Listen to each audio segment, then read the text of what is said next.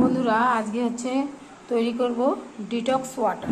এটা বানানোর জন্য কি কি লাগবে বন্ধুরা আমি দেখিয়ে দিই। এখানে নিয়েছি একটা বিটরুট, এটাকে সম্পূর্ণটা দেব না, অল্প দেব। আর এখানে নিয়েছি আমলকি, একটা আমলকি।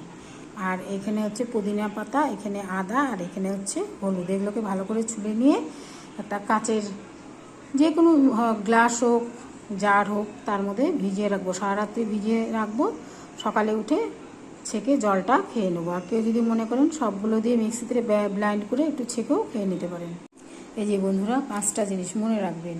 একটা হলো বিটরুট, একটা হলো আদা, আর একটা হলো আমলকি, আর একটা হলুদ, আর পুদিনা পাতা। এই 5টা জিনিস লাগবে। এখন এখানে একটা কাচের গ্লাস নিয়ে নিয়েছি, আপনারা চাইলে বড় একটা জারেও করতে পারেন। হ্যাঁ, এখন এই যে বিটরুটটা দিয়ে দেব,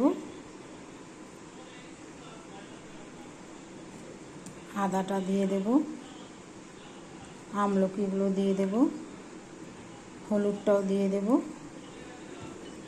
আর পুদিনার পাতাগুলো চাইলে ছিঁড়ে দেওয়া যাবে, আর না হলে এটা টোটালটাই এর মধ্যে দিয়ে দেব।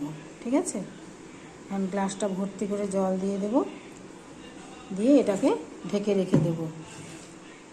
1 দিন 2 দিন পরে এটা জলটা খাওয়া হয়ে গেলে আবার পরে জল দিয়ে দিতে পারবেন। ভর্তি করে জল দিয়ে দিলাম, সকালে খেয়ে নেবেন খালি পেটে, আবার পরে জল ভরে দেবেন। এইভাবে করে প্রতিদিন খান, অনেক উপকার হবে।